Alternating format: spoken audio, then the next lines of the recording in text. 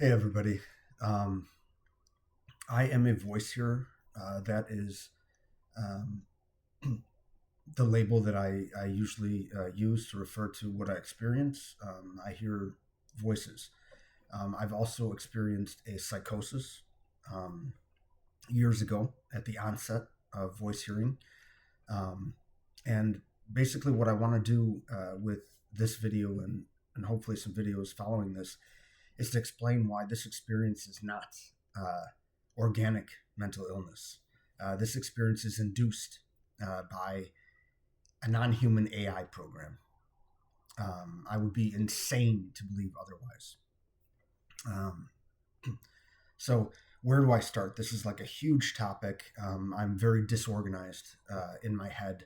I haven't thought about how I would necessarily um, discuss this information, but I think this is a good step for me to get my thoughts out there and potentially plan for writing a book that would be more organized. Because we're dealing with a really complex and sophisticated phenomenon.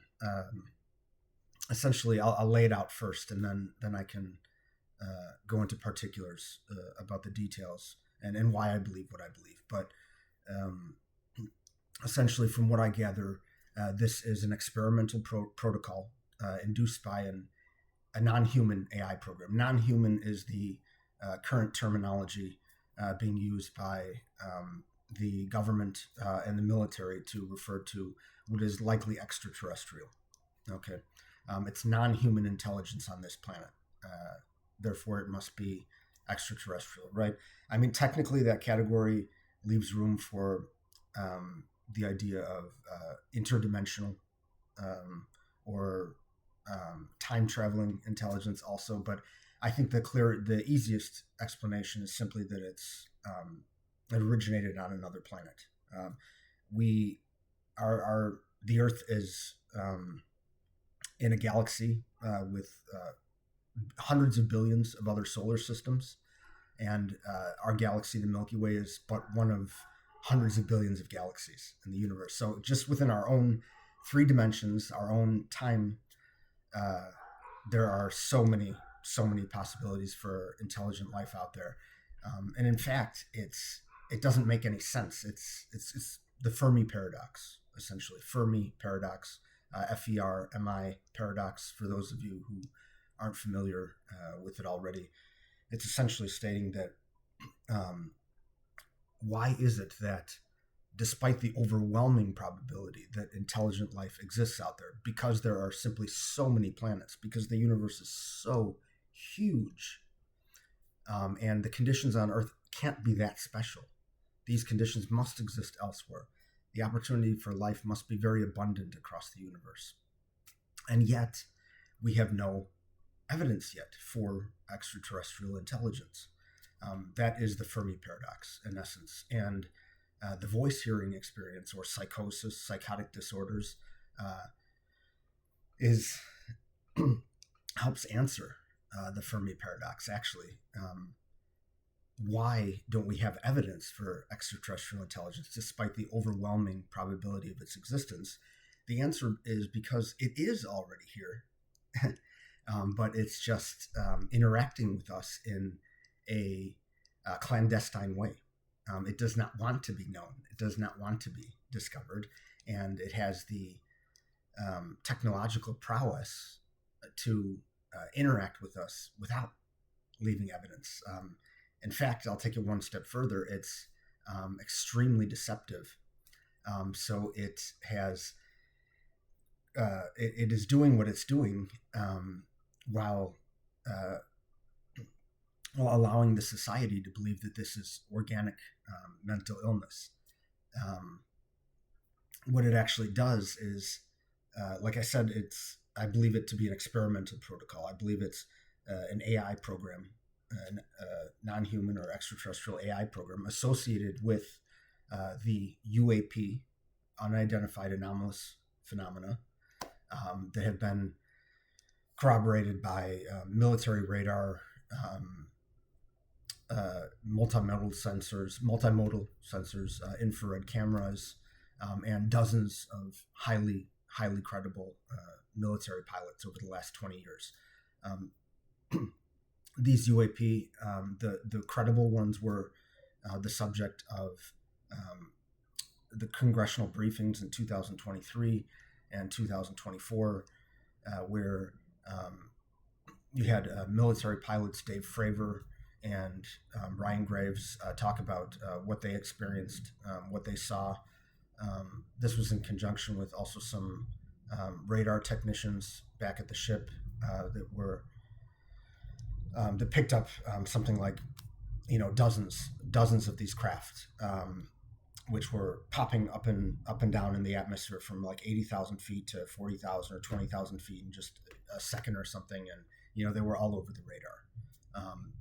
And this was confirmed visually by highly reputable pilots at the same time. So that's just a little bit about the UAP phenomenon. That is essentially the only evidence that I have seen to date for a non-human intelligence on this planet. I'm not aware of any other evidence that stacks up so well for physical evidence for a non-human intelligence on this planet.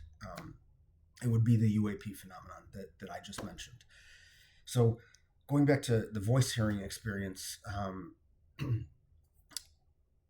assuming that it's using some kind of nanotechnology, which is beyond anything that we can comprehend, because we're likely dealing with a civilization that is thousands or millions of years, more technologically advanced than us. It probably does what it does through, extremely small particles, either on the atomic or, molecular level, nanotechnology, essentially, that is probably released by these UAP into the atmosphere. In fact, there's at least one video I found where one of these Tic Tac shaped craft, which were spotted in the 2004 Nimitz encounter and discussed by Dave Fravor, one of the pilots that spoke at the congressional hearing. He spoke of Tic Tac shaped craft, and other pilots have done so as well. So I've seen at least one video of one of these Tic Tac shaped craft emitting something into the atmosphere. So I think that's a pretty good candidate for the nanotechnology that is probably introduced into our atmosphere. It penetrates living tissue and integrates with the nervous system, in animals and humans. Humans would be the target for that. But anyways, through that nanotechnological means, this AI program is able to interact in extremely sophisticated and complex ways with the human brain to induce anything imaginable. Anything the brain is capable of, anything the machinery is capable of, this AI program can take advantage of. So it can induce any sensation, any experience, any stimulus the brain is capable of perceiving. This AI program can manifest. Okay, so this AI program can make you feel depressed. It can make you feel anhedonic, loss of pleasure. It can make you feel pleasureful or happy. It can use that ability to train a human being. It can train you to adopt certain behaviors. It can train you to avoid certain behaviors. Just like it's called operant conditioning in classical psychology. The way you would basically reward or punish a certain behavior, or in this case, thought process. So the AI program can train our thoughts. And essentially what happens with people experiencing psychosis, they become delusional. They have ideas that are not based in reality. And that's because their brains have essentially been trained to adopt those beliefs. They've been rewarded to adopt those beliefs.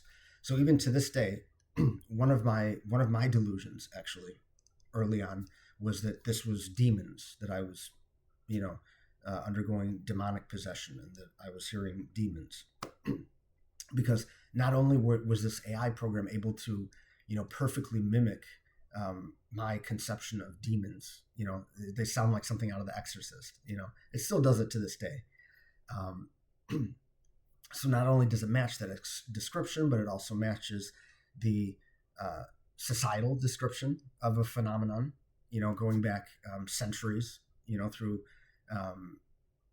Christian custom and lore. And I want to get to that later too, about the phenomenon or the historical concept of demonic possession.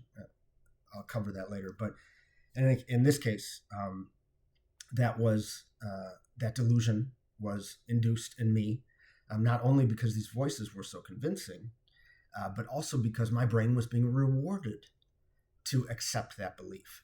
So even to this day, they will make comments because they want me back on that delusion. So they will make comments like, oh, the devil, this or that, or, we're demons, or demons this or that. And if I go there, if I conceive of them in that way, for even just a split second, it's like an automated reward. I'm rewarded. So my brain will actually be rewarded for accepting that belief, for even thinking about it, for delving into it, the possibility that there are demons. I get rewarded when I proceed down that pathway of thought. So my brain has learned over time when they're doing that. To some extent, I can distinguish whether they're trying to reward a behavior or to make it aversive, so that I don't continue down that path. So that I, for instance, conceiving of them as alien artificial intelligence, especially connected to the UAP phenomenon, that line of thinking is obstructed. So in various ways, cognitively, it's obstructed. So like I can't cognitively, it doesn't feel like that is right. It doesn't feel like it's correct. So limbically and cognitively, I should say, which is a complex interaction, right? Involving limbic meaning, emotional, and cognitive, the thought part of it. But both are involved in this. I'm inhibited both ways if I try to conceive of them as alien artificial intelligence, or especially associated with the UAP phenomenon, because I'm not supposed to go down that pathway of thought. I'm not supposed to believe in that. They don't want me to believe in that. So, and at one time it was actually aversive, like it was uncomfortable or unpleasant to even consider that. There have been a lot of other things that have been aversive for me. That period of my experience has lessened, so I'm experiencing a little bit less of that. I have a little bit more control over my thoughts and feelings, but they were initially very, very controlled. And actually, I'm perceiving some kind of cognitive blockade right now. So I feel like to continue at this point, I might just be rambling on, because I've hit a point where I'm not really able to continue describing the phenomenon. But thank you very much for listening. If you've gotten this far, I really appreciate it. The point is, over a number of videos, I want to explain why psychotic disorders and their associated symptoms, like delusions, hallucinations, hearing voices, seeing things. I want to explain why this is not natural organic illness. This is not a natural dysfunction of the brain. This is not some chemical imbalance. Absolutely not. It is mental illness, right? Because we do suffer a lot of problems. Like I just said, I have cognitive issues, right? I have functional issues. So it is mental illness, but it's not organic. It is not natural. It is induced by this non-human intelligence. That's the point. And psychiatry has no clue about that. Humanity has no clue about that. This is not an organic illness. It's induced by an external entity, by a non-human intelligence. And that's the idea that I hope to get across in a series of videos. But thank you so much for listening to the first. I appreciate it.